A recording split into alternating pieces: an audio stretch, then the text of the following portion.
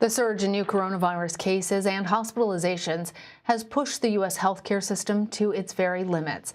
Since Election Day, U.S. officials have reported more than 100,000 new cases every single day. Hospitals in the hardest hit areas are returning to a strategy from the beginning of the pandemic. They're bringing in help from other facilities to treat new patients. I want to bring in now Lydia Mobley. She's a nurse helping to meet the needs of an intensive care unit in Michigan. Lydia, first of all, thank you for what you're doing. And then I want to say, this isn't your usual hospital. You're one of these many medical professionals who have offered to help in these areas of highest need.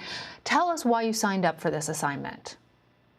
I actually am in the Navy Reserves currently. I joined last year, and after doing a year of active duty, when I came home, obviously COVID is hitting really, really hard, and there's such a huge need for nurses. And I was a travel nurse before the Navy, and you can't say no when the need is this high right now. Well, thank you for your service on 2 counts. Thank you for your support. Tell us more about what you're seeing. How many patients are you responsible for at any given time? In the ICU, the ideal ratio is either 1-to-1 or 1-to-2, depending on the patient's acuity. Unfortunately, because right now there's a lot more patients and a lot fewer nurses, we're not getting those ideal ratios. Sometimes it could be 1-to-3. In other states, I have friends who are reporting 1-to-4 in their ICUs, which again is not ideal at all, but unfortunately it's the reality of the situation. And what are patients telling you about the experience that they're having, what they're going through? Unfortunately, once they're on the ventilator, they're unable to speak because, again, a ventilator is a tube that goes in your mouth and down your throat and assists you in breathing because you're unable to do so. And they're also sedated. But before patients need to be intubated, they are struggling to breathe, which is very difficult to watch. And a common thing that we hear is that they didn't think coronavirus was real. They didn't think it was serious. That they just didn't believe it until now it's kind of too late. Or we hear that from families on the phone when we have to call and update them. And it's just very sad that it's not being taken seriously until it's too late. You've been dealing with this pandemic really since the beginning. I'm wondering if you can tell us how you've seen the situation change since the early days of the pandemic. To be clear, I was still serving on active duty when the pandemic started. But just in the last month at the hospital, you can see a change, just an increase in the number of cases. ICUs are expanding at the hospital I'm at. Currently, that's the case, as I know it is across the country.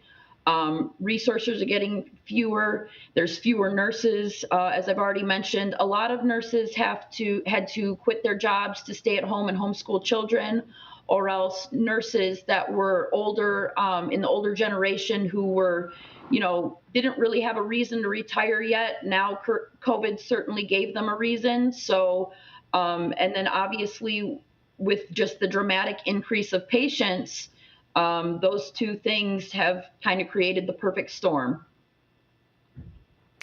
Lydia, given that, I'm wondering, do you have the supplies you need? Do you have adequate PPE? I'm truly lucky that this hospital does have adequate PPE. I get a new N95 every shift, or more often if the N95 I'm wearing became soiled, because that's not the case at many other hospitals across the country. I have a lot of friends in healthcare, obviously, and they're reporting different situations, but I feel truly blessed. I mean, it's sad to say that, but blessed that I do have enough PPE to protect myself, and obviously my coworkers are protected as well.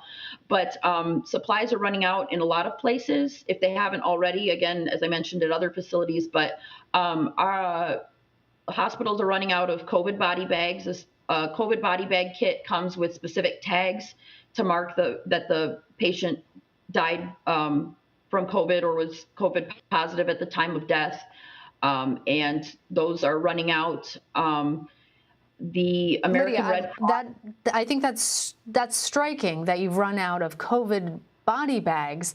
Oh, what do you do when you run out of COVID body bags? We used a regular body bag because, again, it's essentially the same thing. It's just the tags, and we have to just get tags to, again, protect the workers in the morgue and the chain of those who care for who take care of the postmortem care of patients for their protection, so they know who was COVID positive. Another thing is treatments are running out. One of the treatments we're using right now is convalescent plasma, which is plasma taken from donors who have recovered from COVID.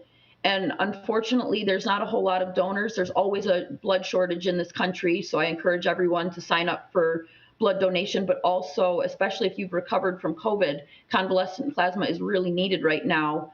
It's one of a few treatments that is shown to be effective. And again, it's not a cure by any means, but it's one of the treatments that we're using. But unfortunately, there's already a shortage of that as well. I want to ask you also about respirators and also to follow up on your point about blood donation and convalescent plasma. Are there other things that those of us who are healthy can do to help? Oh, absolutely. And the number one thing is the easiest thing, and that is just to wear a mask. Just please, please, please wear a mask, because if not for you, and you should for yourself, but also for those you care about, because it's really sad for me to call families, because again, they're not allowed to visit when their family member is COVID positive because of the dangers and the risks. It's very sad to me to call and hear the regret in their voice that maybe they could have done more. Maybe not to say they should, but I think everybody should be doing more to protect their elderly family members or just themselves, because it's, again, a lot of people. It's hard to watch someone struggling to breathe and see the regret that they have, the regret for not just wearing a mask, or maybe not going to a party, or not going to that wedding, or maybe not going to that church service, because in the end, people are dying because they didn't realize the seriousness of the situation. And it's hard to watch. Oh, it's honestly, it's hard to listen to. I can't imagine what you see on a daily basis. Have you had COVID? Are you scared as you go to work? I'm absolutely scared, not so much for myself, but just for my family. I try to social distance from my family as much as possible, which is hard. But I stay in touch, call my grandma every day. And, but I'm not scared so much for myself, but for those around me. But again, I take the proper precautions again at work. We get specially fitted for our N95s. Some hospitals use respirators, but N95s can be disposable, and you get that proper seal around your face that you need. And then we wear the face masks. The image that you're showing with the it's called a papper, the hood that goes over your face, and that's special for people who cannot fit into it. For whatever reason, everybody is different, so they may not fit an N95. So there's different forms of PPE, which is good because you can use different methods, so hopefully the supply chain lasts a little bit longer. We obviously use face shields like I'm seeing in your images here. And then there's obviously the gown and gloves that you're also seeing. I should note that is not your hospital. That's illustrative of what is going on inside of hospitals. And Lydia, you mentioned how difficult it is to see the fear in people's eyes, in your patients' eyes, to witness them struggling for breath. How do you take? And I'm still thinking about what you said about running out of COVID body bags. I'm wondering how you take care of yourself during this. Even as you are helping others, how have you been able to keep grounded, to keep going? It's a struggle every day, and I feel sorry for my coworkers more who have been dealing with this since the beginning of the pandemic. Because again, I was serving active duty in the military, and as hard as the military is, this is just. I didn't imagine to come out and come home to this, that's for sure. But nobody predicted this. But I feel sorry for my coworkers who have just been struggling because They're just doing the best they can for themselves and obviously for the patients. But the advice I'm given a lot is, just survive. I think we all have our breakdowns. Again, I had a COVID death of, well, I mean, there's COVID deaths every night, but one of my particular patients, I held her hand because again, there's no family allowed in the rooms, and I'm sorry, but I did break down. It's hard and it's a frustrating situation. But you don't want anybody to die alone. But there's still more patients that need care. But in their moment of passing, when all other measures are exhausted and the family has chosen to make them comfort care, you try to make them comfortable in their last moments, because nobody deserves to die alone. But unfortunately, families aren't able to be at the bedside with them. And that's another really tough thing, but it's happening across the country every hour. I'm not sure on the exact statistics, but I know in my hospital and I'm hearing from friends across the country that people are dying, and it's just very sad. And I hope more people will understand that something as simple as a mask, or not going to a party, or whatever small steps can make a big difference. Lydia Mobley, we as a nation owe a debt of gratitude to you and all of the healthcare providers. Thank you for sharing your experiences with us.